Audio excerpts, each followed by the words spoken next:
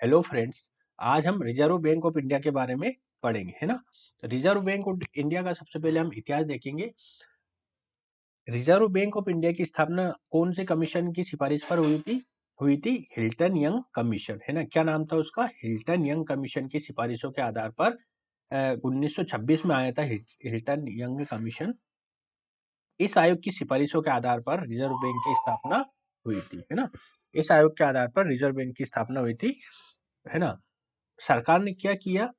Hilton young commission को लागू करने के क्रम में, मतलब इसकी सिफारिशों को मानने के क्रम में आरबीआई एक्ट 1934 लेकर आए। कौन सा लेकर आए? आरबीआई एक्ट 1934, है ना। 1934 का अधिनियम लेकर आए। और आरबीआई की स्थापना कब हुई?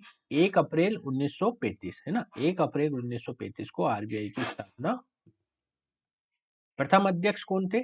ओसबोर्न स्मिथ, है ना। आरबीआई के प्रथम अध्यक्ष कौन थे? Osborne Smith.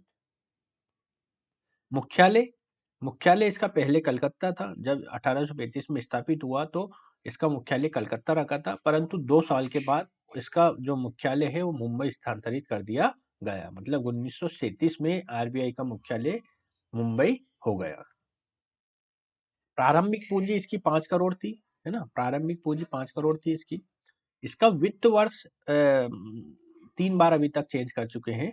वित्त वर्ष पहले जब जब 1 अप्रैल 1935 को सर ऑसबोर्न स्मिथ, जो तात्कालिक गवर्नर थे, की अध्यक्षता में आरबीआई का परिचालन शुरू हुआ, तो इसका लेखांकन वर्ष 1 जनवरी, मतलब जनवरी से लेकर दिसंबर तक था, है ना। मतलब 1 जनवरी से लेकर 31 दिसंबर इसका लेखांकन वर्ष हुआ करता था।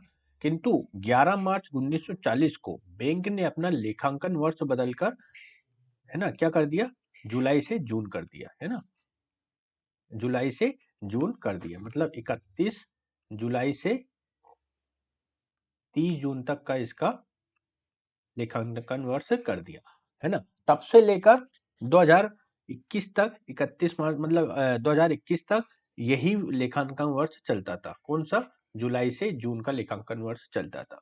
परंतु पिछले कुछ वर्ष पहले 31 मार्च 2021 को वित्त वर्ष 1 अप्रैल से 31 मार्च कर दिया गया, है ना। तो वर्तमान में अगर पूछा जाए कि जो आरबीआई का वित्त वर्ष क्या है, तो इसका वित्त वर्ष है 1 अप्रैल से 31 मार्च, है ना। 1 अप्रैल से 31 मार्च इसका वित्त वर्ष है। आरबीआई का जो राष्ट्रीयकरण है वो कब किया गया? आरबीआई का राष्ट्रीयकरण 1 जनवरी 1949 को किया गया है। 1 जनवरी 1950 को इसका राष्ट्रीयकरण किया गया। और राष्ट्रीयकरण के समय, मतलब इसके गवर्नर जनरल कौन थे जब इसका राष्ट्रीयकरण हुआ, है ना। गवर्नर कौन थे आरबीआई के?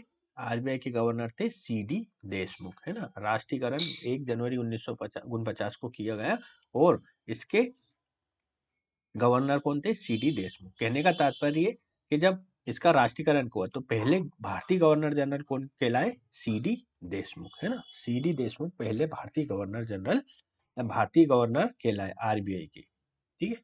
अब आरबीआई की हम संरचना को देखते हैं, है ना। संरचना,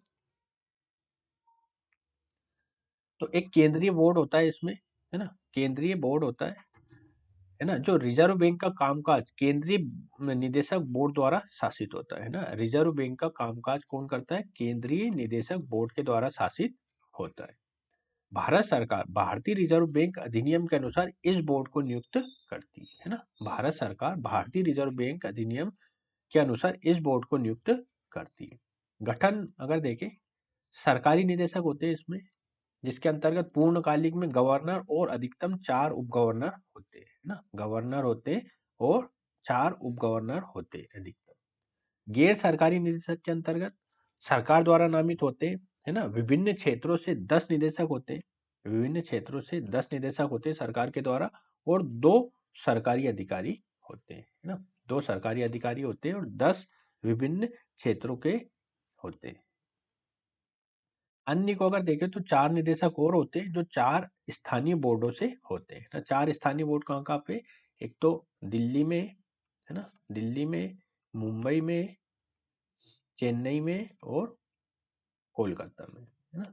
4 क्षेत्रीय कार्यालय भी हैं आरबीआई के। तो 4 जगह से एक एक मेंबर भी होता है, 4 निदेशक भी होते हैं। केंद्रीय बोर्ड की एक वर्ष में कम से कम 6 बैठकें होती है ना, एक साल में 6 बैठकें अनिवार्य रूप से होती है तथा एक तिमाही में कम से कम एक बैठक का होना अनिवार्य है ना, प्रत्येक 3 महीने में कम से कम एक बैठक तो होती ही है। अब आरबीआई का जो सबसे महत्वपूर्ण चीज है वो है कार्य, कि आरबीआई के कार्य क्या होते हैं, है ना। तो आरबीआई के कार्यों को केंद्रीय बैंक के रूप में कार्य तथा विकासात्मक कार्यों में विभाजित किया जाता है ना। मुख्य रूप से आरबीआई को अगर देखें तो दो तरह से कार्यों को देखा जाता है, एक तो केंद्रीय बैंक के रूप में कार्य और दूसरा विकासात्मक कार्य। केंद्रीय बैंक के रूप में कार्य को अगर देखें तो कागजी मुद्रा को जारी करता है ना, जो आप देखते हैं पेपर करेंसी, उसको जारी करता है। इसके अंतर्गत न्यूनतम आरक्षित प्रणाली होती है इसकी, जो 200 करोड़ रुपए होती है ना, जो 200 करोड़ रुपए होती है। भारत में बैंकों का नियमन करता है ना। आरबीआई का प्रमुख केंद्रीय बैंक के रूप में कार्य देखें तो बैंकों का नियमन करना आरबीआई का कार्य है। और ये किस एक्ट के थ्रू करता है? बैंकिंग नियमन एक्ट 1949, है ना, बैंकिंग रेगुलेशन एक्ट 1949, है ना। तो अभी हमने दो एक्ट पढ़े, एक तो आरबीआई एक्ट, है ना, आरबीआई एक्ट 1934 का, है ना, और एक बैंकिंग रेगुलेशन एक्ट, है ना, बैंकिंग रेगुलेशन एक्ट, है ना। ये कब आया था? बैंकिंग रेगुलेशन एक्ट आया था 1949 को। ठीक है, दो महत्वपूर्ण एक्ट हो गए। आरबीआई बैंकों का बैंकर भी होता है, बैंकों का बैंकर होता है। बैंक अपना अतिरिक्त धन आरबीआई के पास संचित रख सकते हैं, है ना। बैंक अपना अतिरिक्त धन आरबीआई के पास संचित रख सकते हैं। जरूरत पड़ने पर बैंक आरबीआई से ऋण ले सकते हैं, है ना। जरूरत पड़ने पर जो बैंक होते हैं वो आरबीआई से ऋण ले सकते हैं। आरबीआई बैंकों को मौद्रिक विषय पर परामर्श दे सकता है ना, आरबीआई बैंकों को मौद्रिक विषयों पर परामर्श दे सकता है। सरकार का बैंकर है ना, आरबीआई सरकार का बैंकर है, जिसके अंतर्गत केंद्र सरकार और राज्य सरकार दोनों आते हैं। विदेशी विनिमय बाजार का नियमन करता है ना, फॉरेन एक्सचेंज का है ना, foreign exchange market, foreign exchange market, है ना, मार्केट का नियमन करता है भारत में, है ना। विदेशी विनिमय बाजार का नियमन करना, नए बैंकों को लाइसेंस प्रदान करना, है ना। कोई भी अगर नया बैंक स्थापित होता है तो उसको भारत में लाइसेंस देने का कार्य रिजर्व बैंक ऑफ इंडिया करता है। अंतर्राष्ट्रीय स्तर पर भारतीय अर्थव्यवस्था का प्रतिनिधित्व करना, है ना, अंतर्राष्ट्रीय स्तर पर भारतीय अर्थव्यवस्था का प्रतिनिधित्व करना। आपने देखा होगा कि जब कभी भी G20, है ना, सेंट्रल बैंक के अधिकारियों की मीटिंग होती है तो उसमें भारत का प्रतिनिधित्व भारत का जो गवर्नर है वो करता है ना, भारत का जो गवर्नर है वो करता है। चलिए कमेंट सेक्शन में आप बताइए कि वर्तमान में भारत के आरबीआई के जो गवर्नर है वो कौन है ना। उन्होंने शक्तिकांत दास का स्थान लिया है ना, शक्तिकांत दास, जो भारत के जो आरबीआई के गवर्नर थे, अब उनका स्थान लिया है, तो उनका नाम आप कमेंट सेक्शन में लिखकर बताइए। मौद्रिक नीति की समीक्षा करना, है ना, मौद्रिक नीति की समीक्षा करना भी आरबीआई का एक प्रमुख कार्य है। मौद्रिक नीति की समीक्षा के माध्यम से ये भारत की जो, है ना, भारत में, है ना, भारत में जो वित्तीय व्यवस्था को सुदृढ़ बनाने के लिए, है ना, बचत और निवेश को बढ़ावा देने के क्रम में ये मौद्रिक नीति की समीक्षा करता है तथा जन आकांक्षाओं को पूरा करते हुए और वित्तीय समावेशन को बढ़ावा देते हुए ये कार्य करता है। अब वो तो हमने देखा कि केंद्रीय बैंक के रूप में आरबीआई के क्या कार्य थे, है ना, वो प्रमुख कार्य थे। अब केंद्रीय बैंकों के रूप में तो ये कार्य करता ही है, इसके अलावा ये विकासात्मक कार्य भी करता है, कुछ डेवलपमेंट कार्य भी करता है। वो कौन कौन से? जैसे भारतीय वित्तीय व्यवस्था का आधुनिकीकरण करना, है ना, भारतीय वित्तीय व्यवस्था का आधुनिकीकरण करना कैसे करना? आपने देखा होगा कि ये डिजिटल चीजों को, आरबीआई डिजिटल लेन देन को बढ़ावा देने के कार्य करता है, डिजिटल पेमेंट को बढ़ावा देने के लिए बहुत सारी इनिशिएटिव करता है ना, डिजिटल पेमेंट को बढ़ावा देने के क्रम में करता है। वित्तीय समावेशन को प्रोत्साहित करना, है ना, जो हाशिए पर स्थित लोग हैं उनको बैंक अकाउंट खोलने के लिए प्रोत्साहित करना। और बैंक जो आरबीआई बैंकों को बहुत सारे निर्देश देता है कि आप ज्यादा से ज्यादा अकाउंट खोलिए, है ना, लोगों को वित्तीय समावेशन के अंतर्गत लाइए।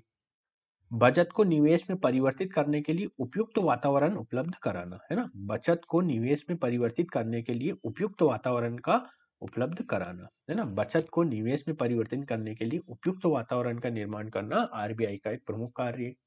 देश में वित्तीय साक्षरता को बढ़ावा देना, है ना? वित्तीय साक्षरता, फाइनेंशियल लिटरेसी को बढ़ावा देना भी आरबीआई का कार्य है। इससे क्या होता है कि कभी-कभी साइबर फ्रॉड वगैरह, है ना?